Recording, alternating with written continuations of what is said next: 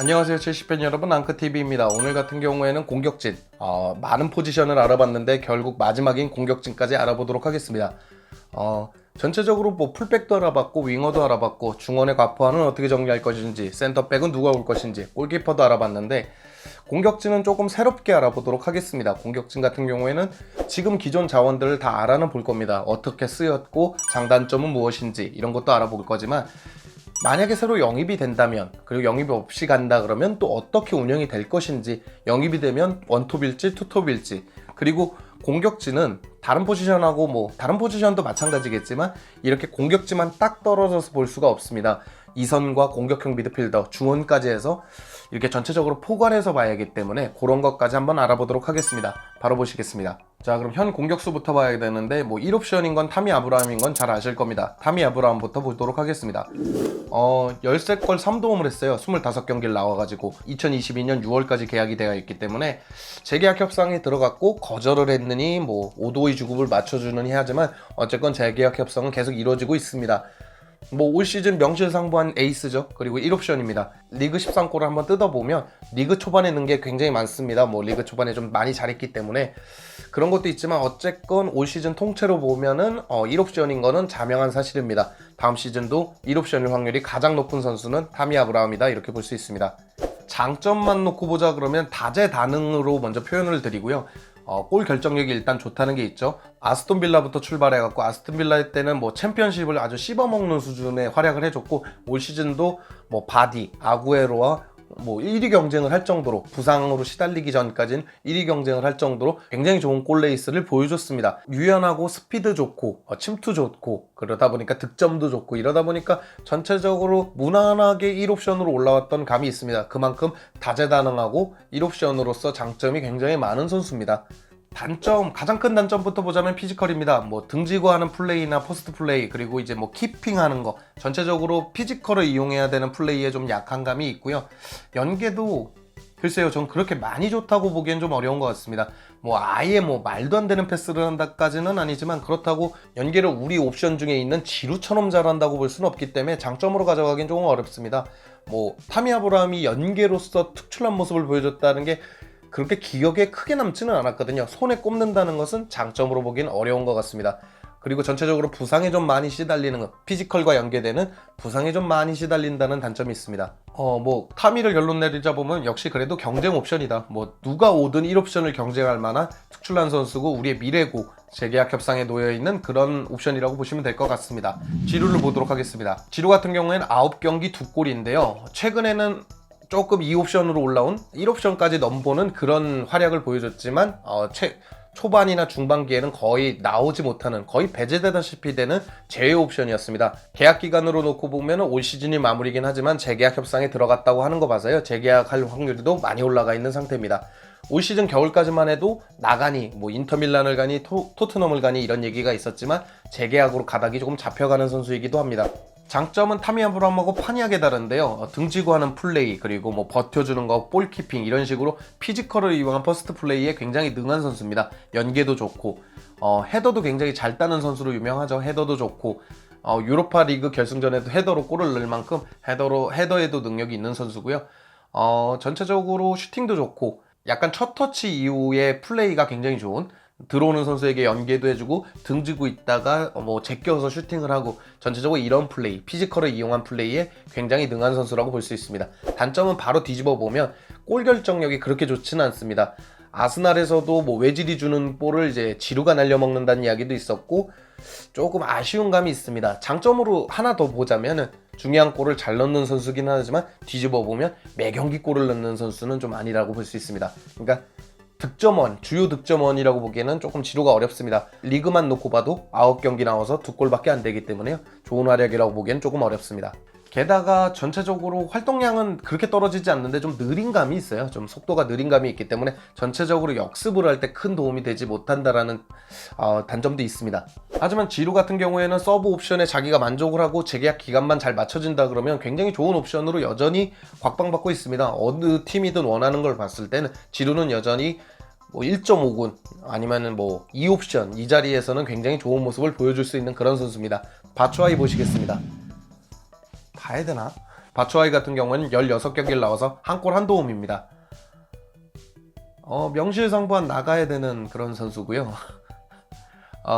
계약 기간 같은 경우에 2021년 6월이 만료입니다. 그렇다 보니까 뭐 재계약은 들어가지 않을 것 같고 이번 여름 이적 시장에 팔리지 않을까 그렇게 생각이 됩니다. 장점을 놓고 보자면 올 시즌 초반으로밖에 놓고 볼 수 없을 것 같아요. 왜냐면 올 시즌 초반 잠깐 반짝하다가 후반기에는 아예 못 해버렸기 때문에 초반만 잠깐 보자면 슈팅 좋고 중요할 때 골 넣어주고 그 얘기는 위치 선정이 좋다는 얘기겠죠. 그 정도 있고요. 단점 같은 경우에는 골을 못 넣는 선수다. 당연히 넣을 거를 줘도 못 넣는 선수고 어쩔 때는 우리 쪽으로 골을 넣는 그런 선수다. 그렇게 놓고 볼 수 있습니다. 당연히 처분이 돼야 되는 선수이기 때문에 바추아이는 선수도 상처받을 수 있고 저도 그렇게 언급하고 싶지는 않아서 우리 선수 까는 게 또 그렇게 좋지는 않잖아요. 그러니까 언급하지 않도록 하겠습니다. 자, 그럼 가장 궁금해하실 영입을 하면 이 선수가 메인이냐 아니면 서브 옵션으로 데리고 오느냐 하는데 서브 옵션으로 데리고 오는 것 같지는 않습니다. 주로 거론되는 메르텐스도 있고 카바니도 거론되어 왔지만 주로 거론되는 거는 무사 덴벨레와 베르너였습니다. 근데 이 두 선수가 500억 이상이 거론이 되고 있어요. 즉 주전급 이상의 금액을 원하고 있고 우리가 만약에 그 선수를 영입한다 그러면 서브로 두기엔 너무 큰 금액을 지불하는 거죠. 왜냐면 타미 아브라함, 지루가 있고 서브로 데리고 올 거였다면 이 경쟁 체제에서 500억을 넘게 쓴다는 얘기인데 그럴 것 같지는 않습니다. 그렇기 때문에 준주전 이상급으로 선수 영입이 될 것 같다 그렇게 생각을 하고 있고요. 여기에 베르너는 투톱에서 굉장히 특출난 모습을 보여줍니다. 자신이 활용할 수 있는 자신에게 연계를 주거나 그 선수가 약간 버텨준다고 하죠. 투톱으로 섰을 때 한 선수가 버텨주면 치고 들어가거나 아니면 연계를 받아서 들어가거나 마무리 능력이 워낙에 좋고 침투가 좋기 때문에 베르너는 그때 빛을 발하는데 우리에겐 지루가 있죠. 그렇기 때문에 투톱 체제로 갔을 때 굉장히 메리트를 보여줄 수 있는 선수가 이미 존재를 해요. 지루라고. 그렇기 때문에 램파드 감독이 투톱을 생각하고 있다 그러면 베르너도 굉장히 좋은 옵션으로 메인으로 급부상할 수 있습니다.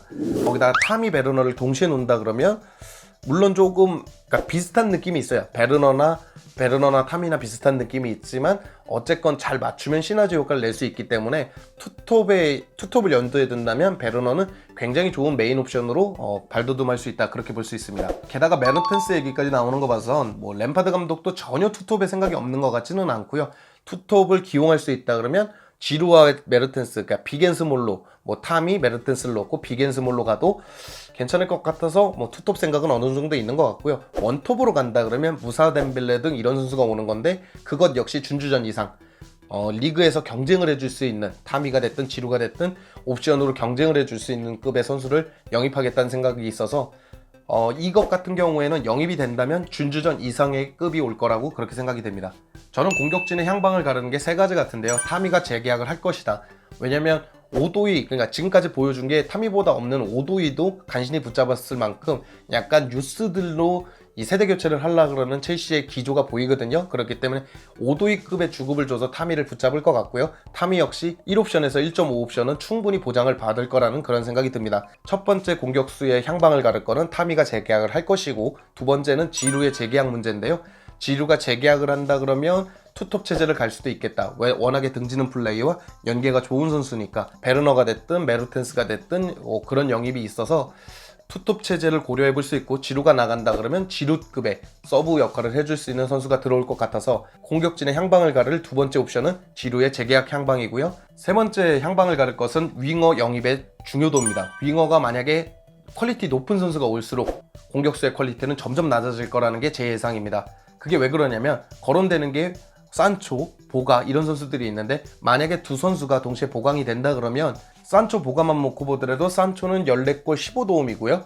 보가는 8골 4도움입니다. 그러니까 산술상으로 이들이 와서 그걸 바로 보여줄 수는 없겠지만 어쨌건 도움 능력과 득점 능력이 극대화되는 선수들이 이렇게 보강이 된다 그러면 지금보다 공격수의 그 부담, 득점에 대한 부담 이런 게 조금 줄 수 있고요. 전체적으로 지금 공격 자원들의 득점도 많이 올라갈 겁니다. 그렇기 때문에 램파드 감독이 무리해서 공격수까지 크게 업그레이드를 하려고 들지는 않을 겁니다. 오히려 밑에 수비나 이런 골키퍼 보강에 더 힘을 쓰겠죠. 그렇기 때문에 산초 보가 산초만 오더라도 공격수의 퀄리티를 그렇게 극대화시켜서 올리지는 않을 겁니다. 게다가 투톱을 세운다 그러면 윙어 자원이나 중원 자원은 어느 정도 하나 정도는 빼야 되는 거거든요.